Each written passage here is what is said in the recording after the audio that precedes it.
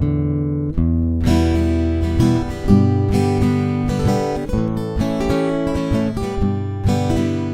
back to Bread and Butter, where we are serving up the basics for Hearthstone improvement. I am Tito Santana. This is episode 88.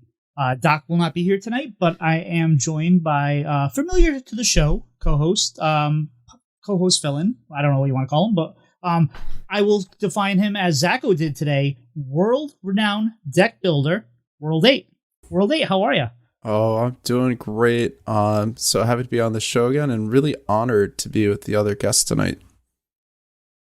And that other guest is one of my favorite guests, and it's Zeddy. Zeddy, how are you tonight? I'm doing great. Thanks for having me again. Oh, we appreciate it. In fact, I love having return guests on. It makes my job so much easier. But what have you been doing in the world of Hearthstone, Zeddy? I've been jamming a lot of arena lately. I haven't been grinding. I get my legend climbs done every month, but been really jamming arena. They got dual class going on, and going for a leaderboard push this month or this season. So we're gonna see how that goes, because I haven't really tried too hard lately. I've been retiring decks I don't feel like playing and stuff. Like, no, we're gonna try it a little harder this time. So I'm kind of enjoying that. So how have you liked the change to arena since Sage has started to put his hand in there, and the change where you get the one legendary they get off the start, and now we have the dual class. But how are you digging it? The starting legendary is great because first off, you know what you're getting, so you can kind of try and build your deck around it. Sometimes it's a disaster. Like, I think there was the Murloc that, like, if you excavated twice, you could turn everything into tiny fins and get offered 0 excavates. You have this useless legendary, but overall, it's really nice, and that means that you're not running into decks with like 20 legendaries or some ridiculous thing. And dual class has been all right. I kind of wish it was just for the one season, but it was okay. And but no, overall, the changes have been really good. Big positive. I've seen an uptick in interest in the mode, and I've been enjoying it a lot more since those changes. So it's been really good. I was kind of hoping that they would give you the tourist option, because even if you can't play even if the classes don't match up, I think a lot of time the tourist abilities are interesting within the classes, and it's kind of sad that I think they're pulled out, right? Yeah, apparently it was just going to be too complicated or something like that, and you can discover them. You can still sometimes find them, but yeah, you cannot find that as your starting legendary. So you said you've been playing a lot. Is there any particular builder run that you had that you really enjoyed? I mean, whenever I get Mage Death Knight, it's just, I'm happy. it's busted, and it's like 2 of my favorite classes. So yeah, just tried. I did a run last night.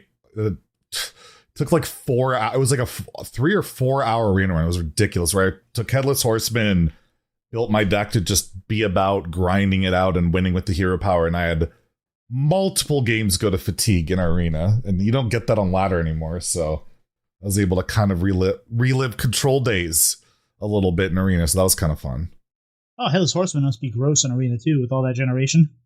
Yeah, but it's usually very slow and not super light. It's good, but it's not as great as you would think. But I built it to try and get as many tutors and draw cards as possible to get that head going and try and get those soul stealers and stuff like that. Can't get Reska this season, but you can get Soul Stealer, which is really good.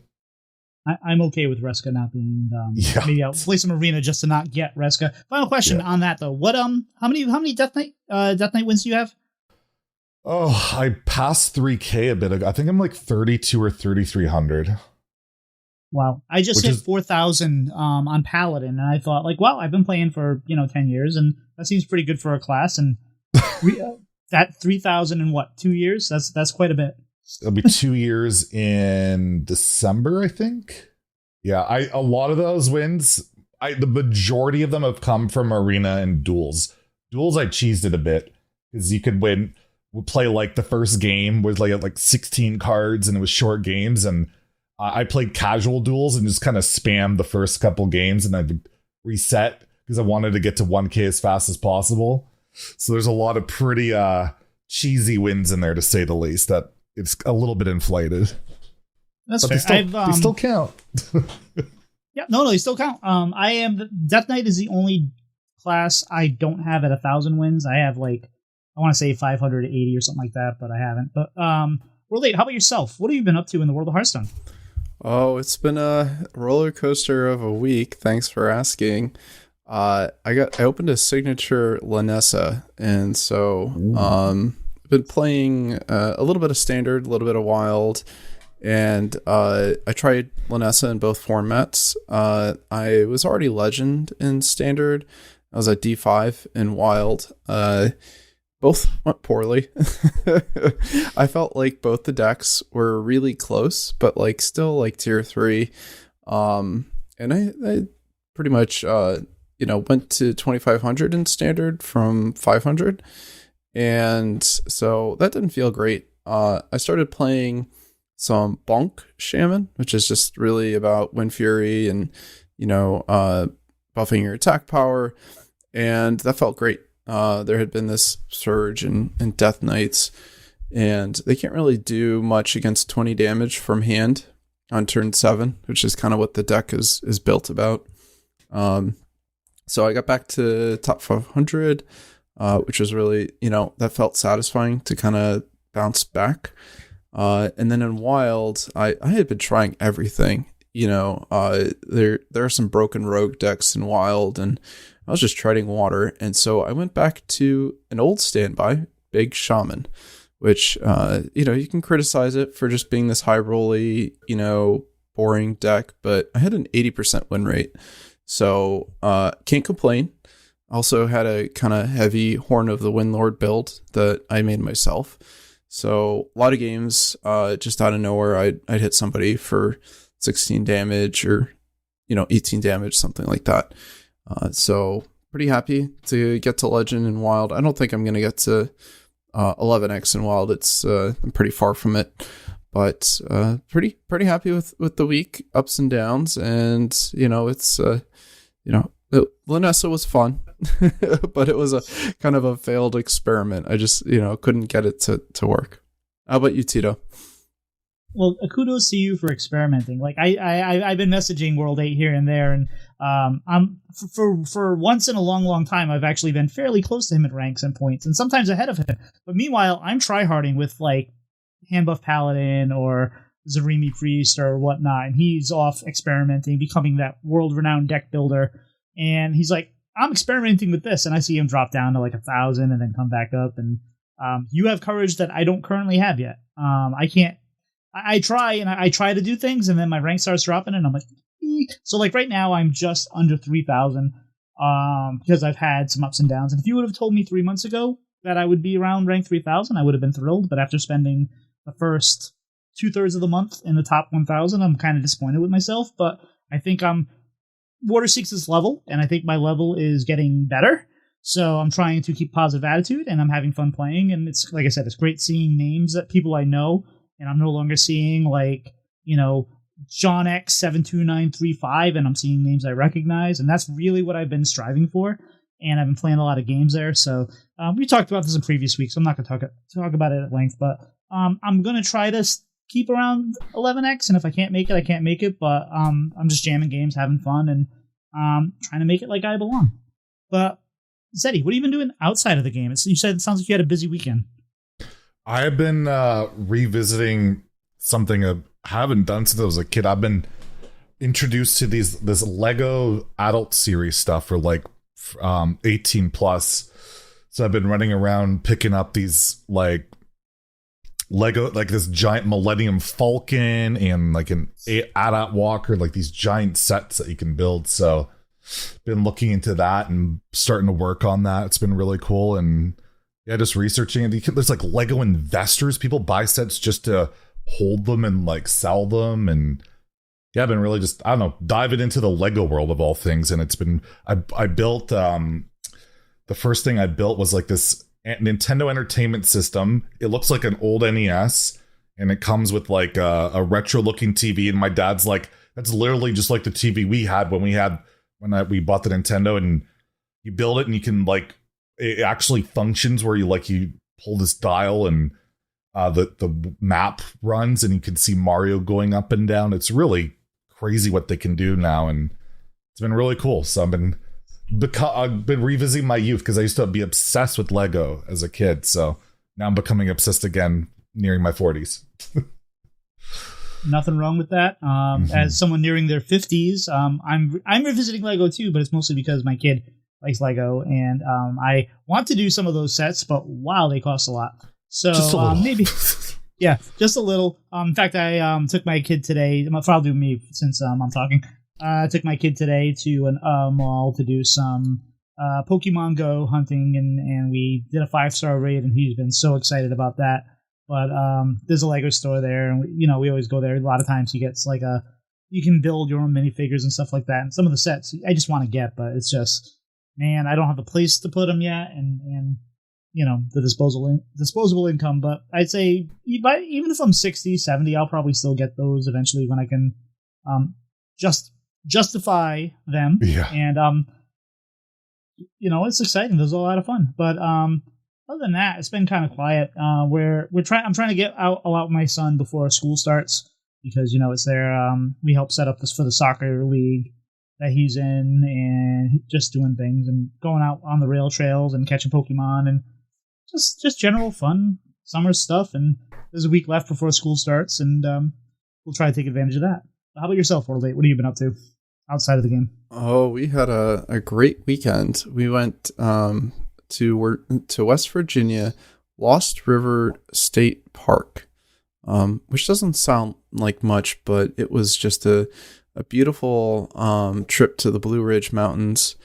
We stayed in a cabin for 3 nights. So my wife, 2 kids, but also with my in-laws, father-in-law, mother-in-law, but also brother and sister-in-law, my niece and nephew. We all had our own cabins right next to each other. So we did some hiking. We did some frisbee golf, which was pretty cool. But it was tough because in the state park, it's fairly wooded. And so the frisbee golf course kind of goes through the woods. So it's a lot of ups and downs, which is first of all challenging, but you also have to kind of throw around the trees. I'm awful at frisbee golf. I'm okay throwing an ultimate frisbee. Nothing amazing, but I can throw it straight. But the frisbee golf is a smaller, heavier frisbee. It took a while to get used to. And my 1-year-old son was on my back. We have this hiking backpack that accommodates toddlers, and he's pretty big. And I've been doing mini golf with him on my back, but there's a lot of hiking, and I loved it. I had a great time. It was beautiful weather, just this perfect cool where you could have a sweatshirt on or not have a sweatshirt on, kind of that very comfortable weather, and a little bit of drive for us. And I was a little hesitant because of the 2 kids. You don't know what that's going to look like, if it's going to be screaming for 5 to 6 hours, but they were both really chill during the long drive. And just been, that was a terrific break to get out into the woods. I find a lot of peace of mind, and also getting ready for school next week. But just over the weekend, I would highly recommend going to Lost River. It was super nice. Just going to the Blue Ridge Mountains was really beautiful. I just picture you a little bit like Luke Skywalker with Yoda on his back there, running through the woods and doing backflips and throwing frisbees. Yeah, a lot less sarcasm and judginess. Yes.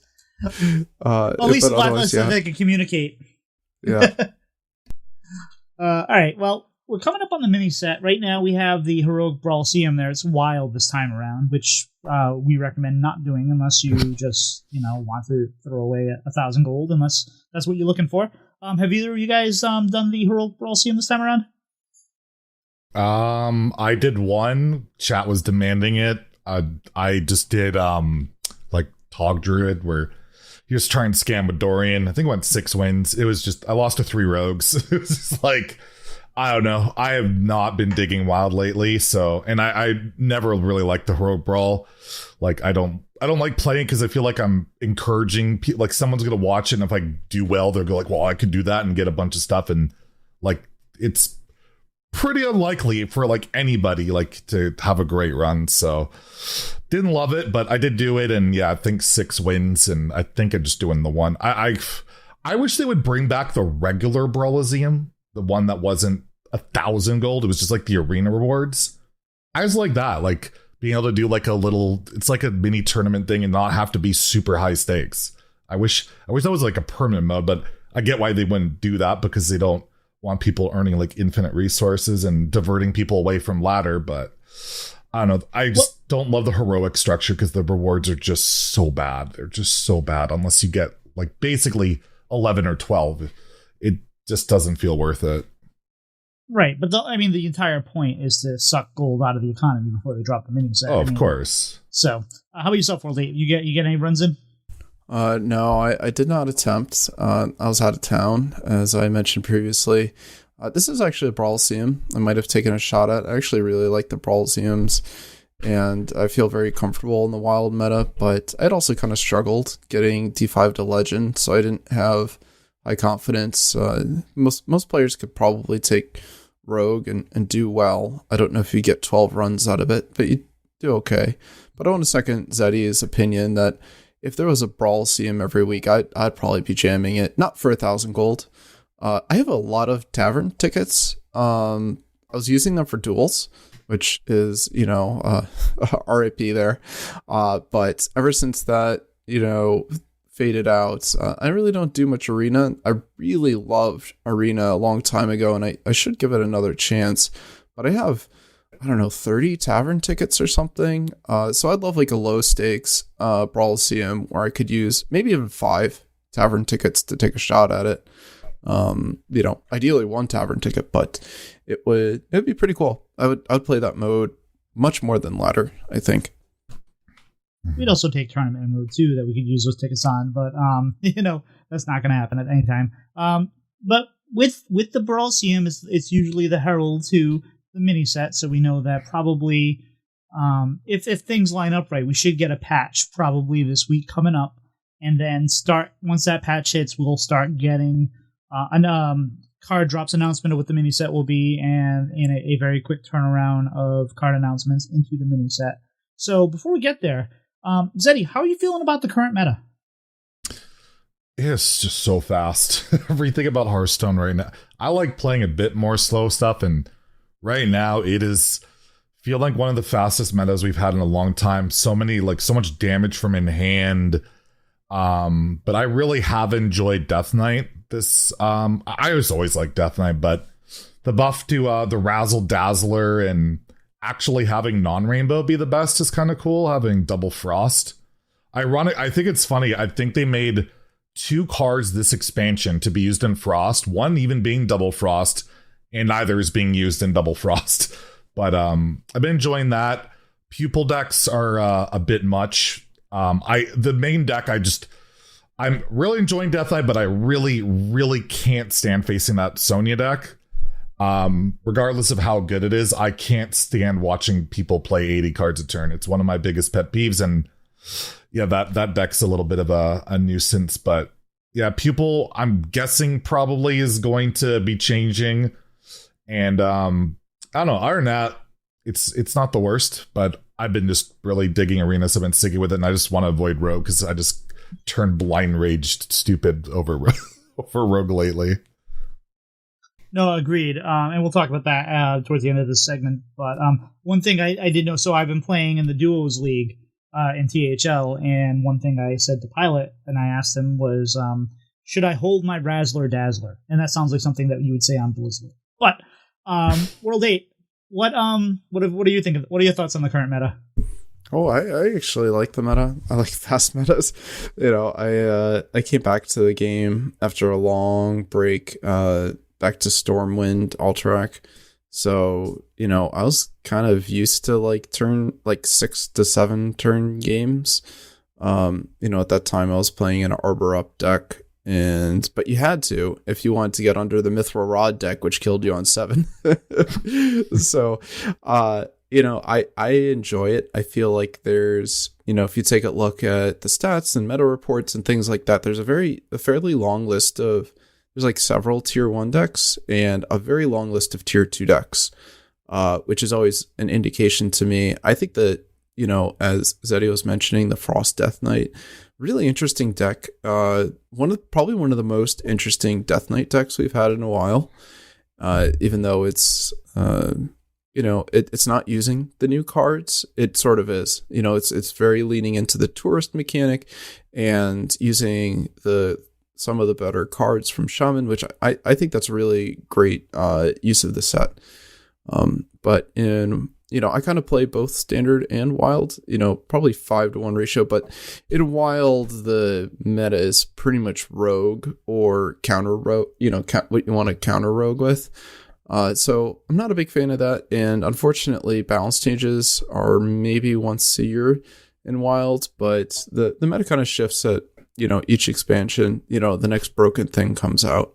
But in standard, I'm fairly happy with the diversity.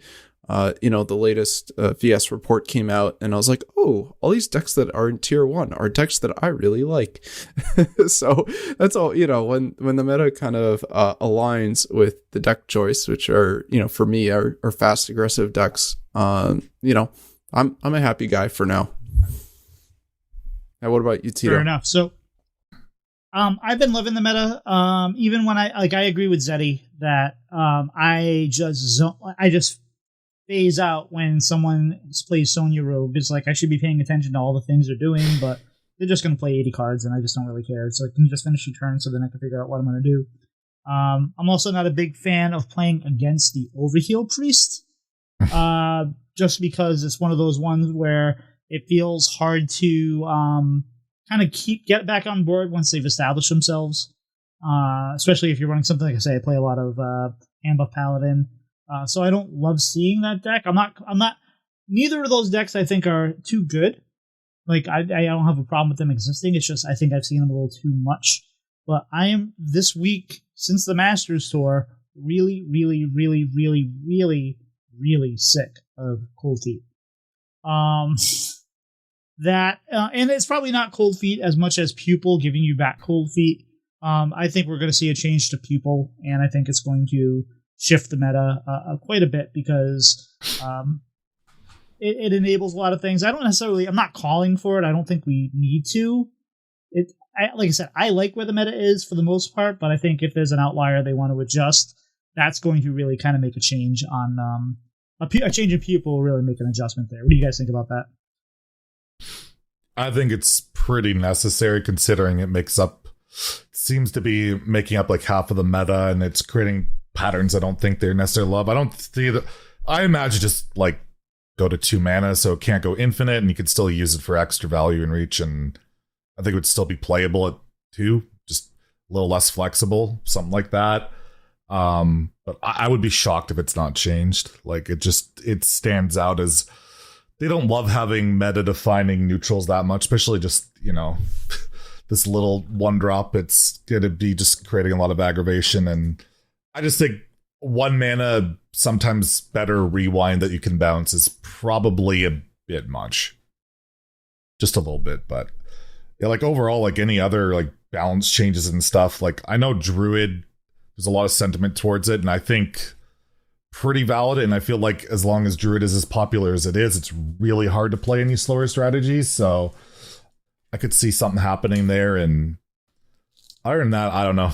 I don't really know what else they would hit up, and I would love to see a wild balance change. Like, Rogue is so ridiculous in wild that it should be like, I feel like that it's warranted, like, for one of their rare balance changes for wild to happen. Like, something's got to give with like null or passage, or just it seems a bit silly in that format right now, and I'm never hopeful on it because it rarely ever happens, but I just feel like at some point you got to deal with it because it's not going to fix itself. It's kind of frustrating to just like you said, just play Rogue or try and counter. It's not the most fun thing in the world. Before we go to WorldEight on his thoughts on Pupil, are there any other cards in Standard you'd like to see change in the next patch, either buffed or nerfed?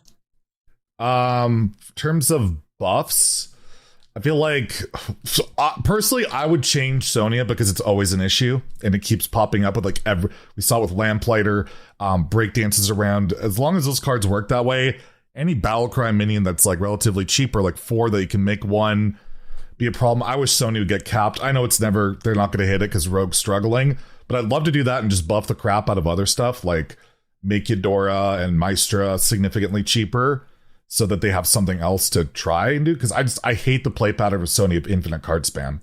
It's just one of my biggest pet peeves. And I do think Druid needs to get a bit of a knockback, whether it's like Desert Nest Matron or a lot of people complain about Doomkin. It's not a power outlier, but people hate it. It's not a really fun card to lose your mana. I could see something like that. There's always like little things you could do. Like, I guess the other thing I would look at is like Crescendo, where that just is so much damage / like Reno Jackson for 0 mana with Popgar. I'd love to see it just go to 3 so it's not free with Popgar.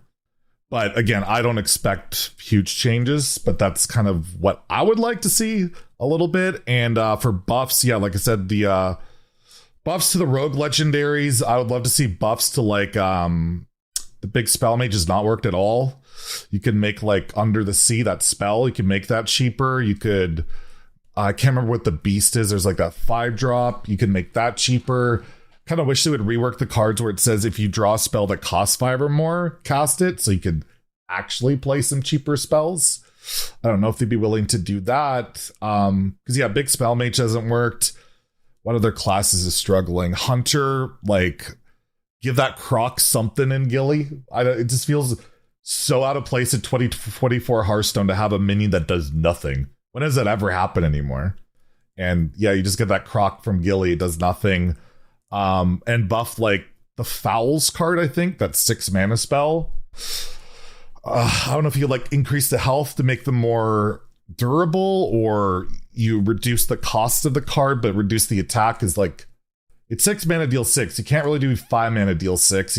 It's a weird one, but one of the more I want to see later game cards a little bit more promoted, because right now everything is so fast it's hard to compete, that I'm looking at those more expensive cards to like Cliff Dive and Demon Hunter. I don't know what you're supposed to do with that, or that big demon that gives you +5 attack, give that Rush. Like, that thing's terrible.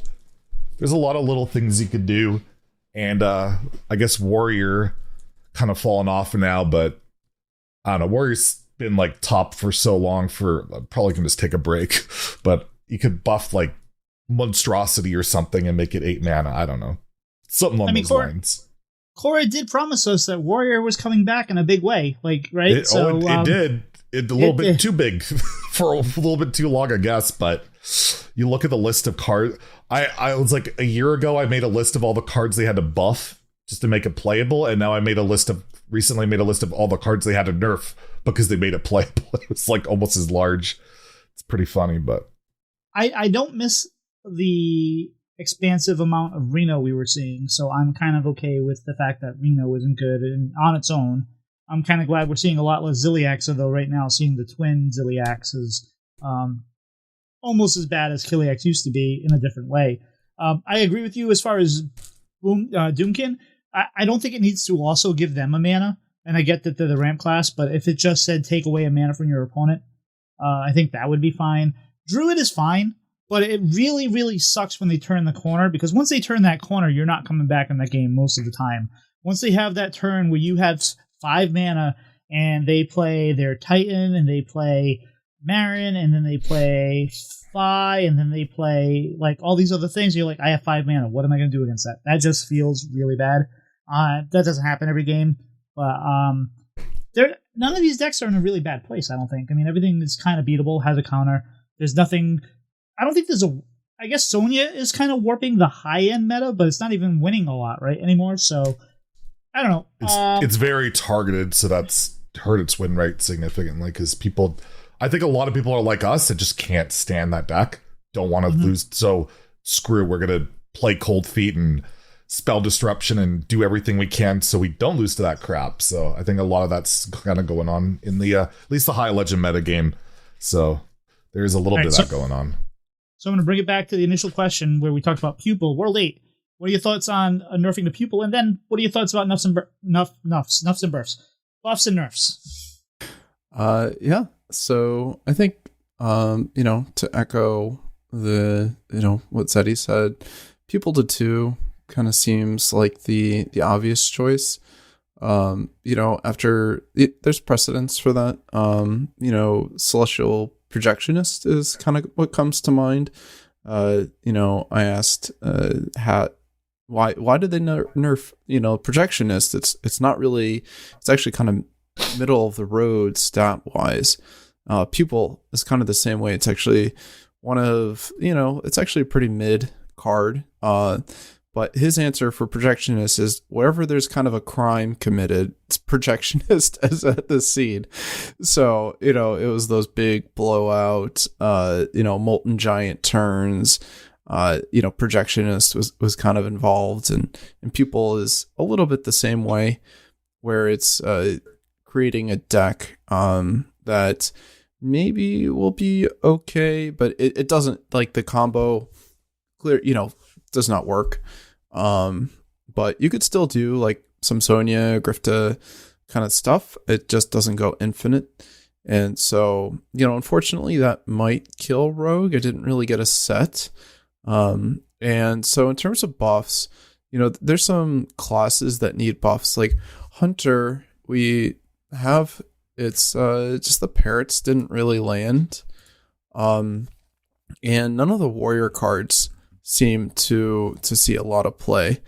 So I think it would be interesting to buff, Fierce Fouls or Death Roll, and also at the same time buff some of the big warrior cards so that you could have like a big beast hunter again, where you're running like Mystery Egg and maybe kill stuff with Death Roll and Fouls.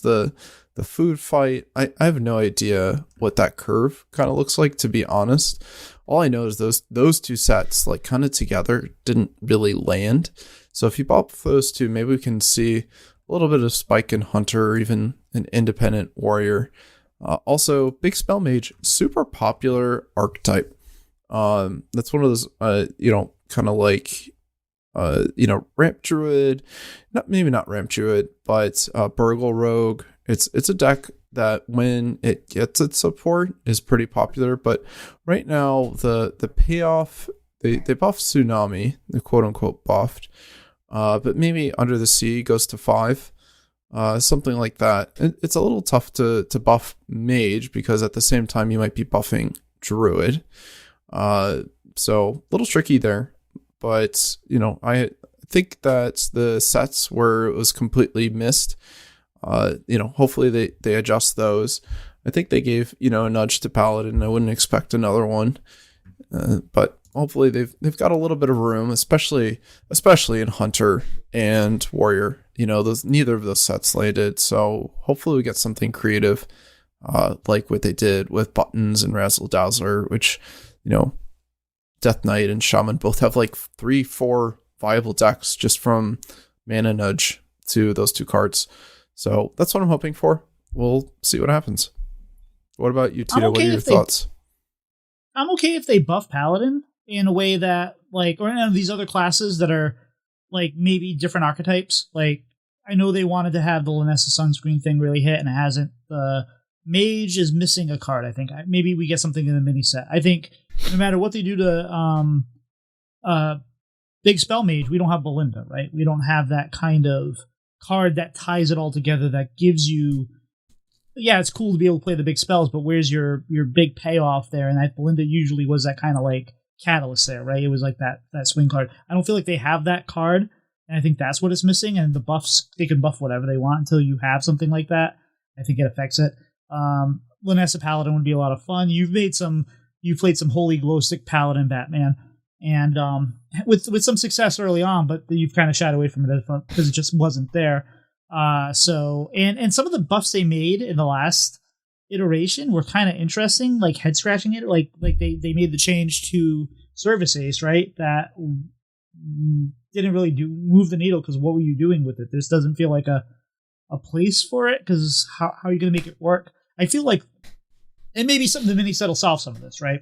So it just feels like there's some things missing in those classes, in those archetypes, that even if you buff the cards, it might not make a difference. But at the same point, look what they did with Buttons and Razzle Dazzler. So maybe it would move the needle if there was a little bit more incentive to play there. But one final question on this topic. it's been said that this set has not been impactful, really, like other sets. It's kind of been like a Razakan's Rumble. But the meta itself, whether or not you're a fan of it or not, has been diverse. So my question for you all is, what do you think is more important? Do you think it's more important that we have a diverse meta like we do right now? Or do you think it's more important that the cards that they print for a new expansion hit more, even if it means the meta is less diverse? Zeddy, what do you think? I think it depends on where we're at in Hearthstone these days, and I feel like if you want every expansion to hit really hard, then you have to push the power level really hard every expansion, and eventually that doesn't work anymore. And I think I've kind of been seeing that lately. Like Showdown of the Badlands, one of the most insane sets we've seen recently, like with the Excavate stuff, Reno, like the amount of cards nerfed from that set, it's kind of like mind-boggling, and they're still like really impactful and powerful. I feel like it's important to have sets that sometimes just like complement prior stuff. Like a lot of the decks that exist right now that are like from before are all running like new cards, new stuff. And the set's more impactful than I think people lead on. Like Rossigan's Rumble was just literally like almost garbage. Like you had Master's Call and I think Raiding Party and like there was just a few cards. Like Shirvala Paladin became a thing, but it was very little. But this set like got a ton of decks that have popped up, or just like have varied the archetypes a bit more, like the Sonya stuff for Rogue that even though only uses like one or two cards, it's a completely different deck that wasn't around. Like the Frost Death Knight wasn't really around, and there are some classes that got insane stuff like Death or not Shaman. Demon Hunter's package was incredible for Shaman and Demon Hunter. Like that was one of the best sets we've seen recently too. So some of the stuff is definitely missed, like Warrior and Hunter in particular. And because Warrior missed and Hunter missed, the Hunter's got like nothing. It's kind of rough, but I feel like I'm more on the ways of like leading towards not pushing everything to be absolutely broken all the time, because it becomes exhausting for everything to be out of whack. Because Whizbang's launch was just like one class dominating every like patch until like the mini set came out, and that was just not fun. Whereas now this set, we've had multiple classes playable every patch so far. I can stomach that a lot more, even if it might be a little bit more underwhelming. I think it's a more, at least for me, a more tolerable experience, because I can still try a bunch of stuff. If you know, if you look at that tier list of things, there's a lot of stuff to do. It's just like, I look at Whizbang was like play Paladin, play Warrior, and it was like play Demon Hunter with the Chopper, and then it was like play Pain Warlock. It was just not the greatest experience. And in a lot of those decks, they were really fun until they got nerfed, right? Like Warlock was good. The initial Buff Paladin was a lot of fun, and then it kind of like felt like every time you had something you enjoyed, they took it away at times. And I think they've gone away from that this expansion, and it feels better. I think their approach this expansion has been much better. We've only had one balance patch, right? So I think that really made a difference. What are your thoughts, WorldEight? Well, I think it's a little unfair to say that this was not an impactful set. And, we see a whole bunch of pirate decks, for example. As Zeddy mentioned, both in Shaman and in Demon Hunter. That's also trickled down to Wild. Actually, we've got some really impactful pirates there. There had also been some, precedents. But, the most popular deck right now is Button Death Knight. And that's a completely new deck. A rainbow, like Frost Death Knight. It's so, super interesting. And most of the other decks down the list, if you look at most popular decks, do include new cards.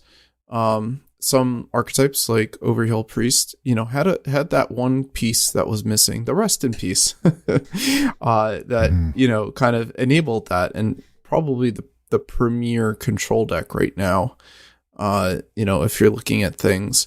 And so there are a lot of, established archetypes that were powerful, stayed powerful.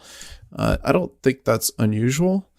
And I think there are actually quite a few strategies that stayed powerful, like maybe Shopper DH as an example that just people dropped off because it wasn't that interesting. And who knows if that's still good because no one's really playing it.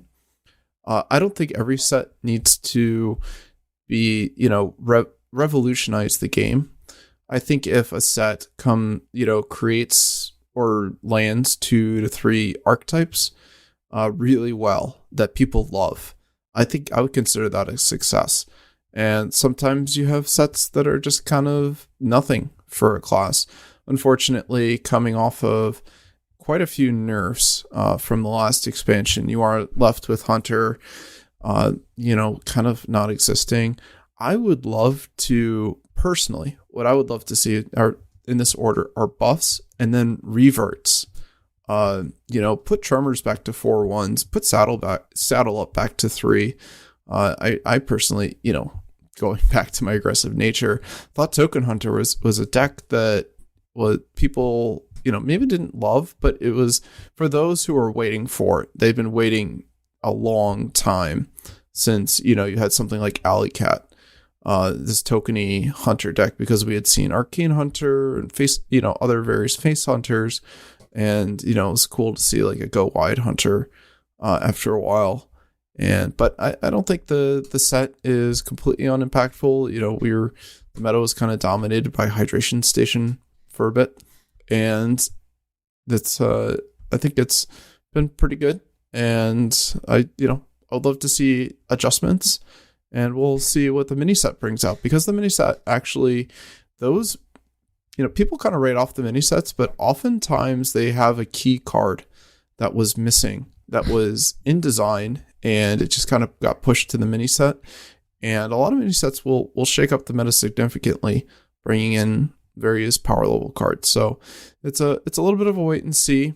Maybe they're hesitant to buff some classes, like maybe there's something insane in Warrior, for example, that we just haven't seen yet. But hard to read, but I think the set was pretty impactful, and I'm very, very happy with the latest changes to Death Knight. Again, I think it's one of the most interesting decks out there for Death Knight in a while, and you could see that in popularity, that the players were kind of, hoping for something like this. And to be fair, when I say not impactful, I'm not saying that there's not cards that are being played, but it's if you are someone that maybe you want to play Mage or play Hunter or even play whatever, and you just spent $80 on a set or whatever you might have spent on whatever, and even if they're different, you're still seeing Handbuff Paladin, you're still seeing Dragon Druid, you're still seeing, for a while we were still seeing the BS Rogue, the same thing. If you're still seeing the same archetypes and you're not seeing too many new archetypes, or it's still along the same thing, that is kind of, I think, what we're talking about as far as not impactful. Like, there are cards that are being played, but you're not seeing a whole lot of new, and that's fine. It's good that it never feels good when like the thing that you like to play is no longer still able to be played. But there hasn't been a whole lot of new. There's been a few, like you said, the Buttons, Demon Hunter, some of the Shaman and Pirate DK, even if they're not DH, even if they're not being played a lot. But a lot of it has been the same. If you look at some of the top decks, they're still the same as they were last expansion. And the things that you want to do that the expansion gave us, like Big Spell Mage, like Lanessa Paladin, like Rycleaver Warrior, those didn't hit. And I think that's kind of what we're saying. So I agree with everything you both have said. I've enjoyed the meta. I've enjoyed the set. But I think that's where, if like you're expecting, hey, I'm tired of seeing these decks, I'm looking forward to the expansion comes, you're still mostly seeing those decks. That's where I think it kind of hits. That makes sense? Yeah, definitely. Mm-hmm. I'm glad to hear your thoughts on it. All right. Well, now let's move on to the main topic, and we might actually not be a 2-hour episode here, which is probably good for those that don't want to be here for 2 hours. So I've been wanting to have an episode on this for a while now. I keep saying that because I keep having the episodes that I keep wanting to have episodes about. It's great. It's nice being a host. I wanted to talk about the coin for a while, and I definitely wanted to have WorldEight, because WorldEight kind of has been, when he comes in my chat, he's like, why aren't you using the coin? Why didn't you coin that out there? Why didn't you coin out that? it's like I've learned a lot of lessons from World 8 over the years. Like, hey, we've talked about this before. It's like, why aren't you playing? God, I can't remember the name of the card. You give the Paladin card. You give a minion with Divine Shield +3 or something, and your weapon +2 or whatever it was. It was like, why aren't you playing that now? And I was always like, oh, I'm waiting for the weapon. You're like, no, play it now on turn 3.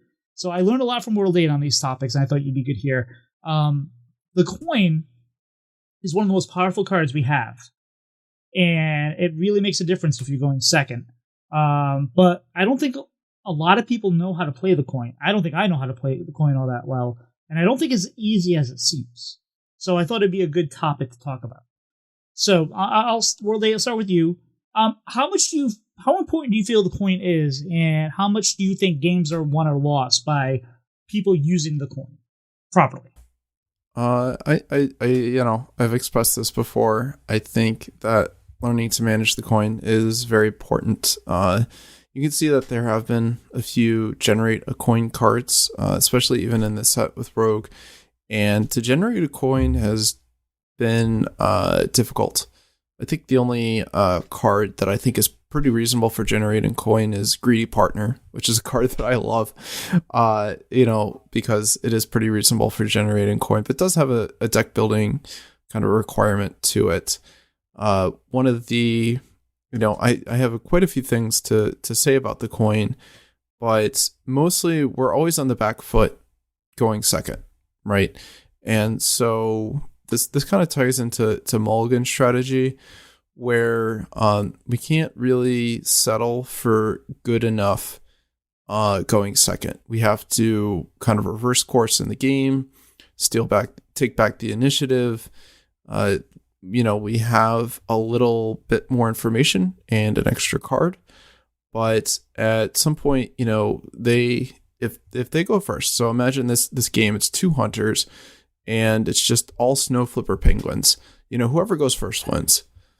Maybe not Snow Flipper Penguin, but some 1 mana 1/1. Whoever's going first is going to play their card and eventually win, just because they can hero power faster. Unless you have the coin, then you can play 2 1/1s on 1, and then you kind of swing the initiative back. And so when we're on the coin, what we're kind of, at least for these lower to the ground strategies, we need a win back board a lot of times. And so using the coin to do that is pretty essential. Now, it's not always coin on 1. Sometimes it is. But a lot of times it's somewhere in the middle of the game where we have this powerful play and we need to land it before our opponent does. So for right now, let's say that we're going second. It's turn 5. We have a Razzle Dazzle. We could land that on turn 5 before our opponent can play it on their turn 6. So that's pretty powerful, and it might be the most powerful thing that we can do to win back board, to take initiative in the game. The coin also allows us to kind of smooth out our mana curve. Generally, what we want to do is spend our mana every turn, spend all of our mana.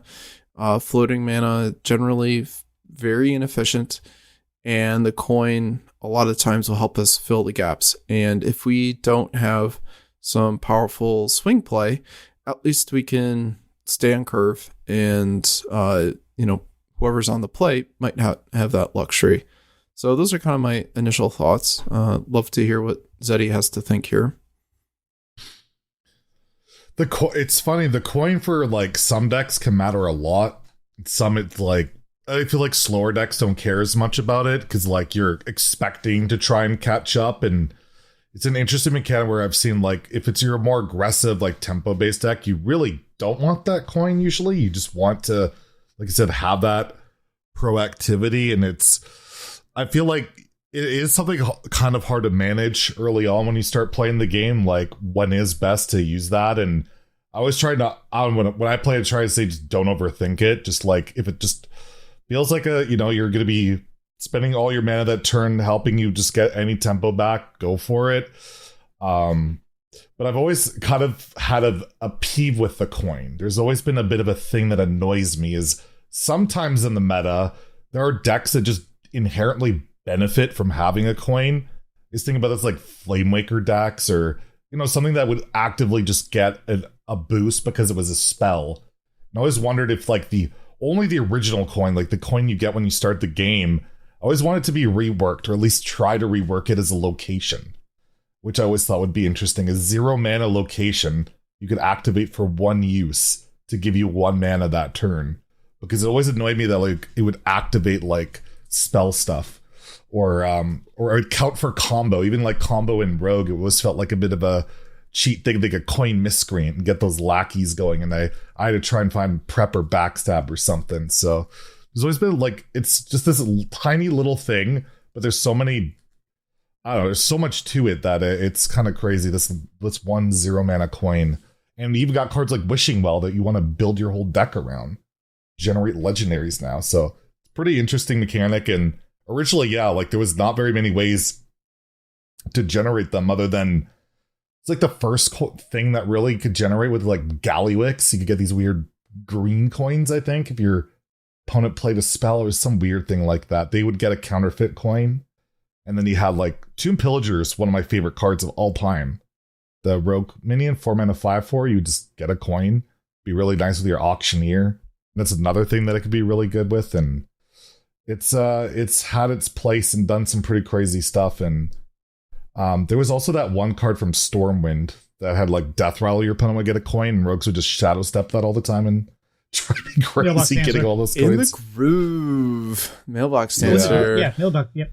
Yeah, that was a pretty good card too. So yeah, it's just one of those weird mechanics that feels like they had to try and find a way to balance first and second. And if you look at the stats, it's pretty it's done the job over the years, and it's got to learn how to manage it. And yeah, some decks just don't really like it, especially those tempo decks, but it's an interesting one. Well, even like right now, you can take advantage of it with Typool Pupil. It helps activate it gets your Typool Pupil active sooner because it's an instant spell. So how do you feel like so a lot of times we talk about games are won and lost by how people use the coin. So how do you think people misuse the coin? Like, what are some common mistakes people are making here? I think again, kind of tying back to what I was saying before, it starts really kind of with the mulligan. We're on the back foot. We need to find some powerful plays and to take initiative back, to take tempo back. And that includes using the coin for plays that are kind of just good enough. I had mentioned, you want to fill in the curve. But a lot of players will, just kind of use the coin to put another minion out, which may be okay, but if there's no real purpose to it to follow up, like that minion's just going to get cleared, no effort on the opponent's turn, then you've kind of burnt your coin for no real reason, except maybe to like save 2 damage if they trade into your Miracle Salesman, something like that.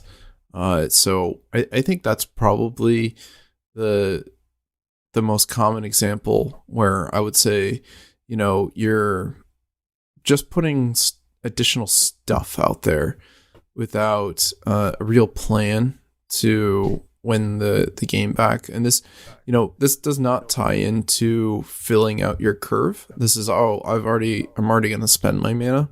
And then just like as a bonus, I'm going to toss, some other one drop out without it really impacting the board significantly.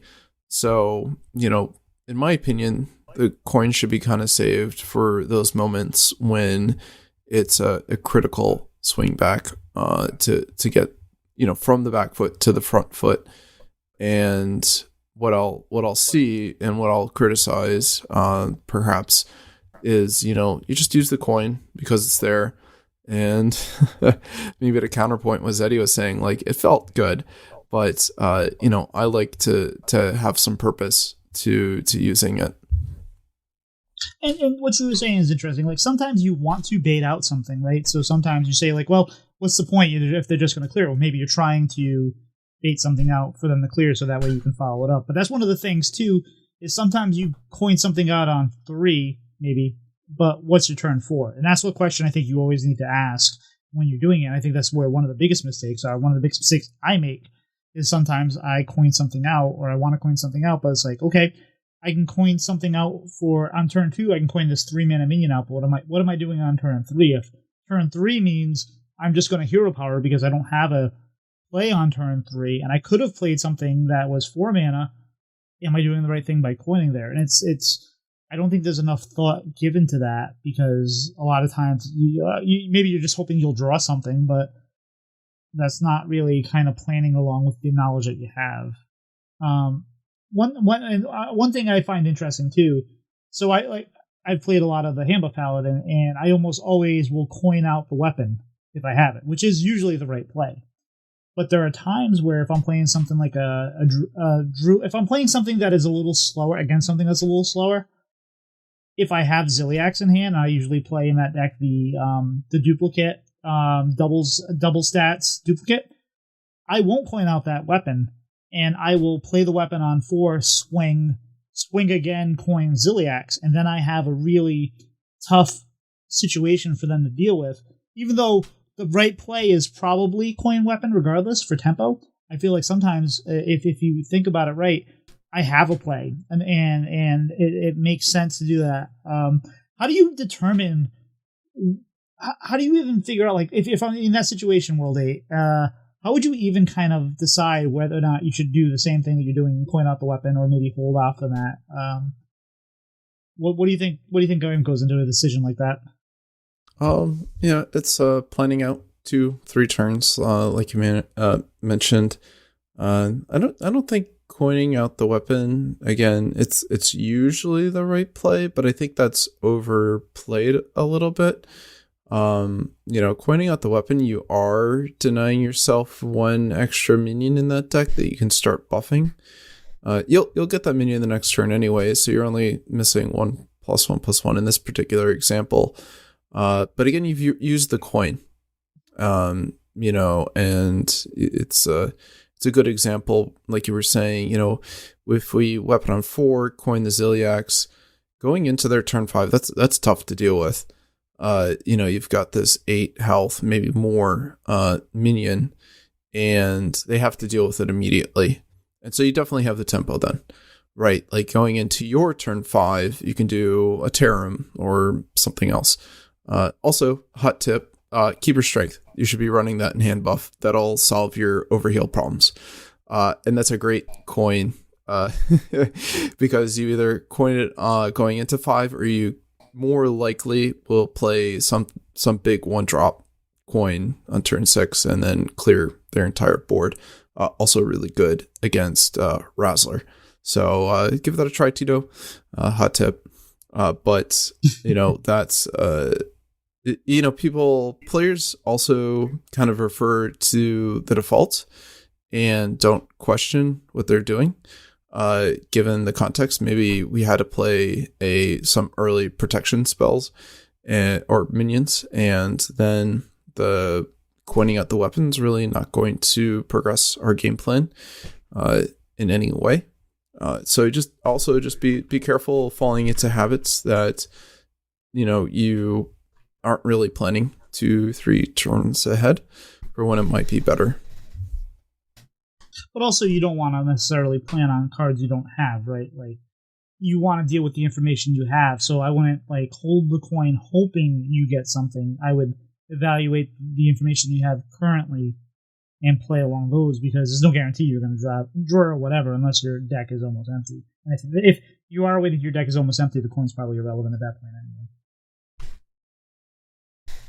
Well, I disagree a little bit. Okay. I think in dire situations, we kind of have to play to our outs, especially if we've gone through half our deck and we know that there are 2 to 4 cards left in it. And so instead of having a 0% chance of winning, maybe we have a 10% chance of winning. And over the course of 100 games, that can be significant. That's fair. Zeddy, do you have any thoughts on maybe situations where you use the coin in certain situations where you wouldn't or would? Or sometimes it's am I facing a deck that can create counter spells or secrets or sometimes you might be worried about spell disruption, like, well, if I just save it and I get screwed on a following turn and all that. But I do know with my tendency to want to play, again, a bit more of either later game decks and stuff, like maybe I do need to save that coin to get all the way to 10 mana to play Arena or a Ziliax. And it's all about planning, knowing your matchup, and, also just going with the flow of the game, and try not to, don't try and save that coin for next game as well. It's gotta play that all into all there. And also, it's important, you don't want to prep it. Like, prepping your coin is probably not super helpful. So yeah, we had that episode of dumb mistakes that we've all made one time or another, and I don't think there's a player that has played Hearthstone for more than that's ever played Rogue that hasn't accidentally coin prepped and said, "Oh no," or even with the playing out a giant. I coin. Oh, I guess I can't coin out that giant. I tried to coin a table flip once, and I tried to also coin Caligo so I can cheat out that big spell, and whoops. Yeah, I'm looking at WorldEight as you were saying that, though, and I don't think WorldEight. I think WorldEight's on, and tell me if I'm wrong. I bet you think that there are times when coining out the test for counterspell is the wrong play, and you should be using a different spell. Oh no, I think I agree with Zeddy on this one. Okay, you had that look like, No, I was thinking about how much I coin out Golganeth, and I don't think that's always the wrong play, but you are missing out on that one discount. But again, that's kind of that argument. Like, is this going to swing the game back? But that's probably that card's a very swingy card. So yeah, it's usually worth. But that's probably the exception to the rule that I'll often make. Right, is wasting that one discount to get gold on the board. But I think that's worth it. Or sometimes they can't answer your Malagos, and that, and then the next turn is super good. So yeah, it's a little bit of risk. I think we've all prepped coin in some form or another. We just try to do that less as we learn the game. I'm surprised, because I thought you were gonna. I really had it in my head that you were gonna say sometimes you're better off holding that coin and using like that tracking or that other spell that isn't going to be as useful right now, because you'd rather have that coin to coin something out in 2 turns to test for that counter spell. I thought you were going to go in a different direction. I'm a little surprised. But yeah, I actually do want to say this example of playing a lot of Wild where I get my Ogd on turn 1 or it's possible random counterspell, and I'm like, I have to play the quest, because if I use the coin here, I'm going to lose anyways. Like, I need that to stabilize against these aggressive decks anyways. There's been times where I'll just risk playing that quest against those secrets, just because if I don't have that coin, I'm screwed anyway. So, especially Mage Quest, like, that also is a proc on your quest and stuff, but that has come up where, like, I'm going to lose if I get rid of this coin. So, let's just see what happens. Oh, playing that minion on turn 1 that used to let you cast a spell for free before they nerfed it, and then nerfing the quest and having them play the quest, get counterspell, game over. That was such a satisfying feeling when that happened, especially when those quests were over oppressive at the time. Oh man, that brings me back. So obviously there are classes like Rogue that really, really take advantage of the coin. Are there classes that we kind of feel like that are like the coin is less important overall, or is it just some classes really use it and most of the other classes are just kind of? If I were to answer the question, I default to Zeddy here. I think the more control-oriented archetypes get the least value out of it.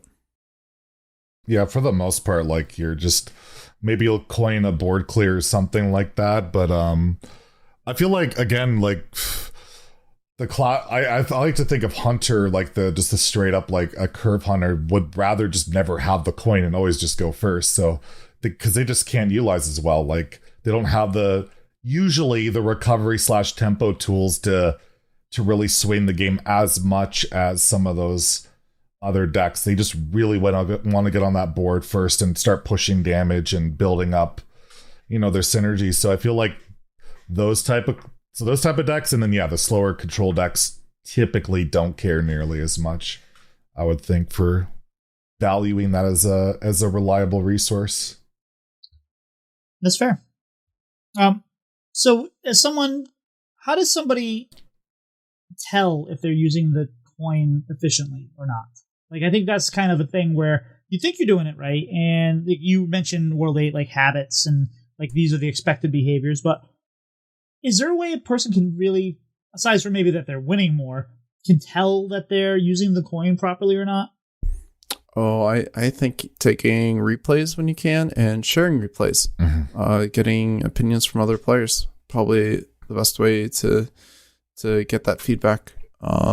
Especially analyzing, was this a well-purposed coin? Was this something that if I had saved it later? And again, it's not, you don't want to save it for the ifs that aren't in hand. But again, planning and, for me, the deck that I'm, kind of jamming right now, this Bonk Shaman, it's got two really important 6 drops, the Razzle Dazzle and the Horn. And, you kind of want to do one into the other. And that's really important along the way. But, Coin Bouncer, also really important in that deck. It's you kind of want to know what your break points are. And even if you don't particularly have the card in hand, like in this example for this particular deck, there are some big swing turns, like turn 4, turn 6, and kind of anticipate that probably we don't want to coin out pop-up book into pop-up book. Something like that. Like that doesn't seem appropriate. But, always one of the best ways is to get peer reviewed. Really hard to tell from your own stats unless you play 100 games on a deck. Check out, go to HS Replay and you can see your own stats on your particular deck, and you're not seeing the same stats as aggregate, right? Like you can go to those sites and say, hey, what are the stats, win percentage on the coin? And if your stats are wildly different, then you're likely not playing correctly, or you're not understanding what most players are doing. And maybe your exception is correct, but most likely it's probably, hey, I should reevaluate this. And a lot of times it's going to play right into the mulligan more than anything, right? If you're misusing the coin, you're probably not planning out from your mulligan right there. A lot of times, especially as I've been reviewing games lately for THL, I lost in the mulligan and maybe not officially planning out what I have with the coin. What about you, Daddy? What do you think? I think replay is your best bet. Like, you can look at stats. I think it breaks it down, like your win rate without coin, with coin, but that is always going to be a bit skewed depending on the deck you play. But yeah, you look at aggregate. But I think best thing you can possibly do is look at replay, and yeah, it's hard to get a second opinion in Hearthstone. I would a lot of the time, but if you can, it can help out, and you can just look back and maybe think about like what would have happened in this game, looking at how it played out if I had done that push then, or maybe I did it too soon, and kind of go from there. What if I had saved my coin for that I can't remember, you said pop-up book, and what if I waited and I could have on 5 played pop-up book and coin Wave of Nostalgia and do something like that there, like if I held off a little bit. So it's really just got to be a bit of reflection, which I think a lot of players don't do a lot of, at least with me. I just like to, broken, bad luck, and don't actually look back and like, oh, I could have done this better, or maybe that was a bit better. You could definitely factor that in with the coin rather than getting all Zeddy and just making excuses for being bad and making bad plays. And if you're, depending on the community you're in, like if you're in the Coin Concede community and whatnot, you can get your replays looked at and talk about. People do it all the time. The problem is having the patience to do it. And also, we've talked about replays before. We'll talk about replays again. Is when you submit your replay, someone like WorldEight is going to look at it and be like, right off the bat, he's like, you should have done this. What were you thinking on this? Whatever that. Don't think of it as an attack, because I think a lot of people get that input and they're like, why are you yelling at me? It's not yelling at you. We're trying to explain that these are the mistakes you make. And that's why you're submitting the replays. And like, we're not here to hurt your ego. We're to help you become a better Hearthstone player. And that's the entire point of it. So, one, you have to actually remember to do it. And a good way I do it is like, make a note of who you played, when you played it, and maybe get that replay right away. And step away, take a look at it, submit it to someplace that'll look at it. Like, because it's so easy to just kind of move on to the next game and move on to the next game. We all do it. But like, if you have a quick game where you're really like, should I have done it like that? Should I have done it like this? Did I do it wrong? Ask. That's what people love talking about this stuff, and people love kind of evaluating things. So they're out there. If you need some help finding community, just reach out to me. I'll help you. So let me ask on the flip side of this, and let's go into. So we just covered Coin 101. Let's cover Coin a 200 level class real quick before we wrap up. What do you do when your opponent misplays the coin and you recognize that? How do you take advantage of that? Like, do you alter your gameplay when you know that, like, let's say they pop up book on turn 1? Now you have this information that, like, I know their deck, I know they're playing this, or I know what they're playing this, and now they've just made a major mistake, in your opinion. Do you alter your plan for that? Do you try to, like, get more aggressive? WorldEight, what do you think? Are there advantages to be taken there? Oh yeah, push the advantage when you can. Try to get 2 steps ahead of them, especially if you know that they just burnt a really good opportunity to swing back the board. We already have board, and the more that we can pressure them, the more likely they are going to have to do a desperate play and spend their cards very inefficiently in ways that they don't want to.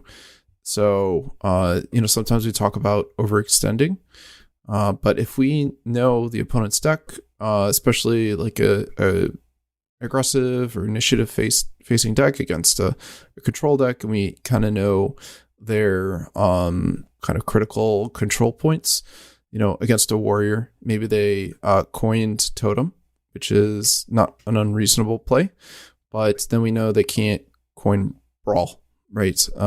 Which is, not that common. It's more likely coin Gift Brawl, but we can push on turn 4 a little bit harder, get some damage in.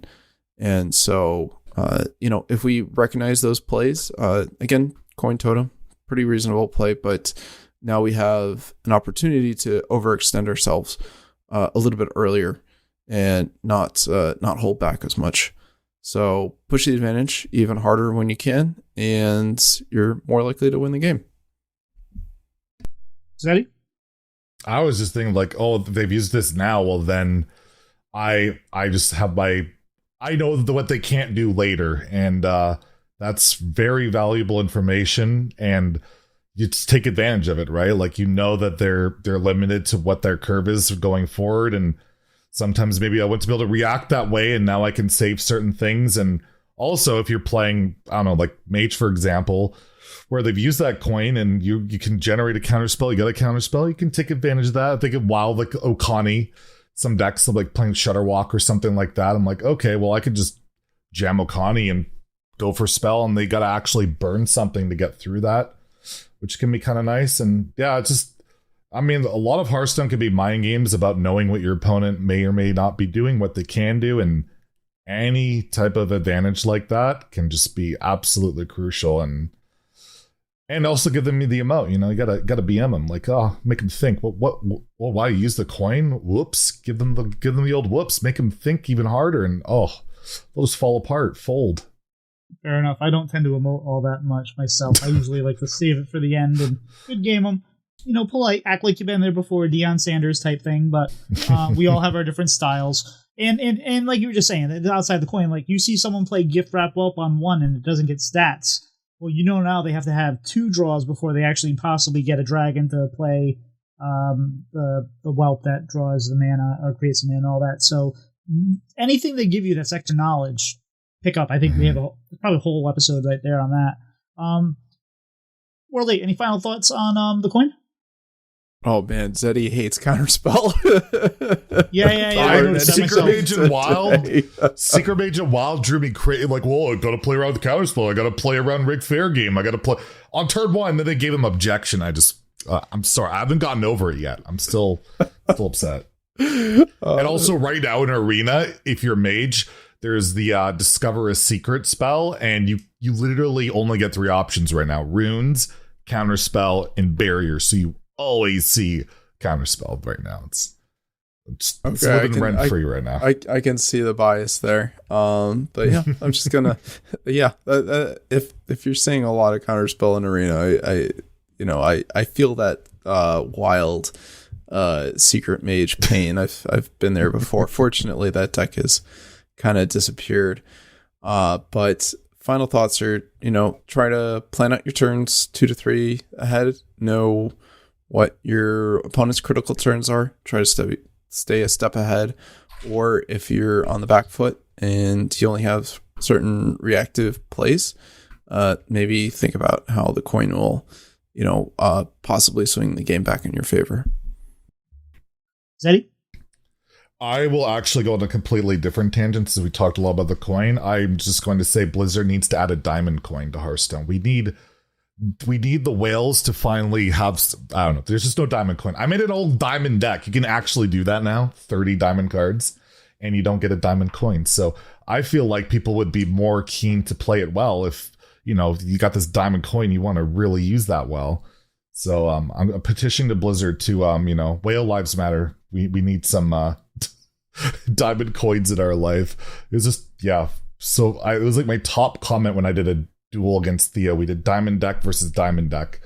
No diamond coins, but it's just I will say that it's definitely a resource you gotta utilize well, and it's just I do find it's fascinating. The game's been around for almost 11 years, and that is something that has stayed exact same since day one, and it really, outside of certain metas where coin is like really good, has not felt too bad. So kudos to figuring that problem of first second out pretty early on pretty well.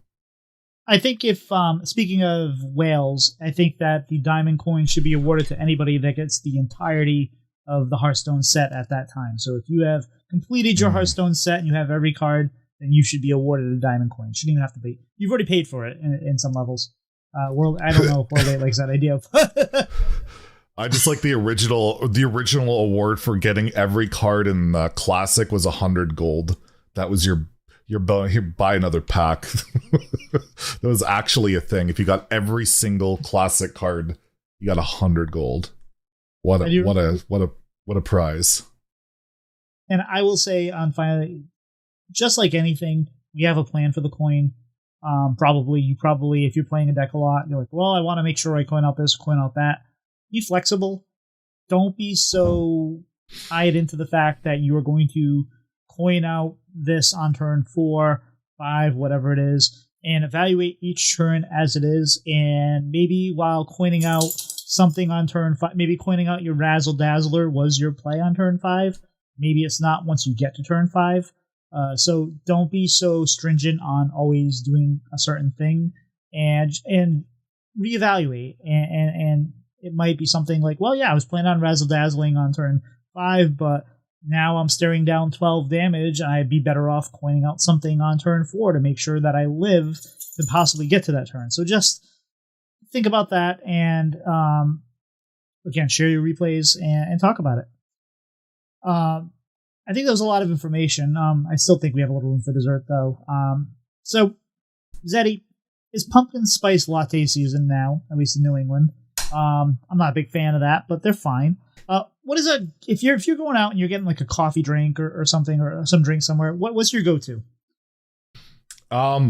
Lately, at Tim Hortons, because I'm Canadian here, they've been pushing out these peach thirst quenchers that are just, they're so good. They just taste like really sweet, sugary, like peach juice, and it has been hitting the spot this summer. I don't know if it's a seasonal thing. They didn't have it before until this summer, and it has been very refreshing, and I probably have had a few too many of those. I've been really enjoying. Now, hopefully we can get you a sponsorship from Tim Hortons. Yes. How about yourself, WorldEight? I'm a black coffee drinker. It's funny, I was not really a coffee drinker until a few years ago. Going back to the office and things like that. I kind of needed that after or before commute, and then again after the commute. So hot black coffee, even in the summer, which drives my wife crazy. She's like, "How can you not have any kind of cold coffee, even if it's black. But every once in a while, one of my favorite things is to take a cup of coffee and put a scoop of ice cream in it. I think it's just a great, creamer, sweetener. It's just a once in a while only vanilla. But switch it up. Not a big flavored coffee drinker. I like dark roasts that, taste of the earth kind of stuff. So that's for me. What about you, Tito? I also, so I love creamer. But my blood sugar didn't love creamer. So we went black for a while, and then we went to the zero sugar creamer, and it's been much better. It doesn't taste as good, and I like also the dark roast type stuff, but I also at some point like black coffee. I can only drink so much for so long, so I like having a little bit of a little flavor there. But if I'm going out, I used to be a Dunkin' Donuts medium regular guy, but now I do occasionally like the caramel macchiato made upside down, because that like mixes it up a little bit better. I don't know why, but that's just been my go-to. I like it. It's good. But I want to tell everybody out there, listen, if you're listening, you like this show, probably, right? Like you're here for a reason. I have awesome guests on. We have Zeddy and WorldEight tonight. We had Eggs last week talking, and I thought last week's episode, if you haven't listened to last week's episode, I think it was a really important one. So please take a minute to listen to that. It's about women in gaming and the struggles, and that can cover minorities, that can cover trans folk, that can cover a lot of things. So please give a listen. We'd love some feedback.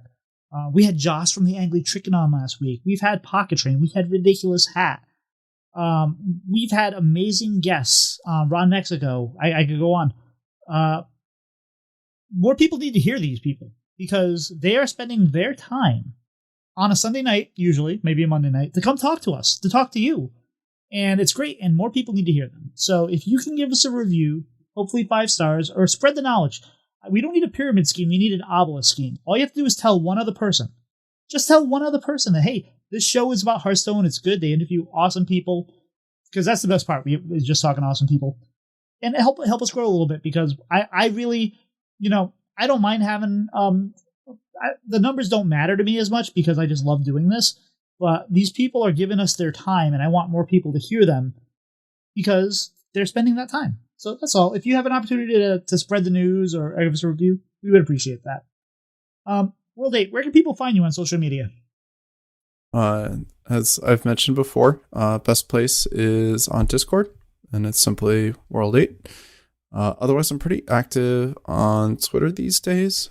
WorldEight_HS, mostly decks that I find interesting, some that I've built myself, but more and more people are engaging with me on other platforms, passing along lists, saying, hey, try this out, and I will. And most of the time, they're pretty good, and I'll share that and say, check this out if you want something fresh. And every once in a while, when I get a chance, I will stream WorldEight_HS. And for all those, spell out the word 8. It's not the numerics. And so, yeah, that's it for me. And if you want to find, if none of that appeals to you, which I'm sure it should, if you just listen to, or watch, if you read the Vicious Syndicate report or listen to the podcast, there will be a WorldEight deck in there somewhere. The world-renowned deck builder WorldEight. That's why World is in the name right there. World renowned. How about yourself, Zeddy? Where can people find you on social media? I'm always kind of just memeing on Twitter. Zeddy HS there. Don't take pretty much anything I ever tweet seriously. It's usually I just like messing around. Post daily on YouTube at Zeddy I think it's Zeddy Hearthstone on YouTube, because there was another Zeddy at the time who did GTA 5 stuff. I don't know. I could probably change it to Zeddy at this point, but whatever. It's set. And over on Twitch, where I stream typically Tuesday through Sunday at just twitch.tv/Zeddy, where lately a lot of arena, but we got the Legend Climbs coming up soon. And I don't know, I've been like top 500 in standard for a while. I feel like I should actually try and push for try and get double digits. I haven't been there in a long time, so maybe I'll give the old Razzle Dazzler a more of a try soon and try hard a little bit again. Kind of getting that itch, I think. Nice. I won't even make a joke about an itchy Razzle Dazzler. Doc McButt, you can find him on Twitter and Twitch at Doc McButt. He also is streaming on the weekends at Doc McButt on Twitch. You can find Tito Santana HS on pretty much all the platforms, and I hope you do. Zeddy, you got anything to promote this week or any shout outs you'd like to do? I guess I'll just shout out Rarin's Do You Know Hearthstone tournament was he posted that today, which I was a part of. And it was a lot of fun. It was like me, Dreads, Lieutenant Eddie, and oh my god, I can't remember. Dane. Dane was there. And yeah, we went head to head and it was a lot of fun. So recommend checking that out. It's like almost like an hour long video, but it's a good one. I would recommend that. And yeah, I don't really have much just always waiting for that mini set announcement, which maybe this week after the brawl, you would think. So we'll have our reviews for that stuff coming whenever that drops. That should be fun. Looking forward to that. How about yourself, WorldEight?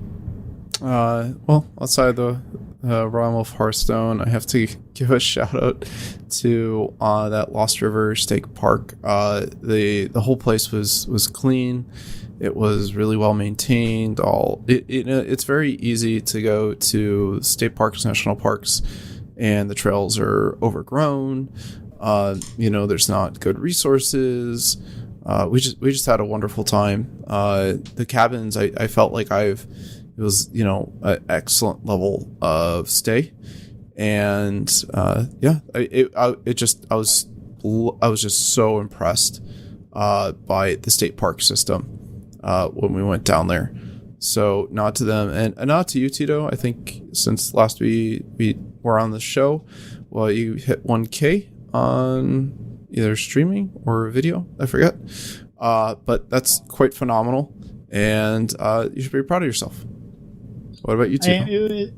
It was really nice. For, like I said, for a few weeks we were in the top 1,000 for a while, and it was nice to kind of like ebb and flow and be like, we're trying to stay in there, maybe not. I'm going to shout out this week one of our listeners, James W., who always has lots of great feedback, and it's nice to get that constant stream of feedback. So I appreciate you listening, and I appreciate everybody listening.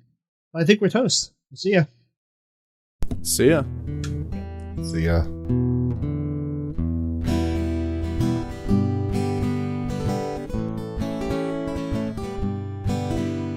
Slide two brothers meet one another when they slide up to the mic. It's bread and butter with one another. Let's start up that recording light.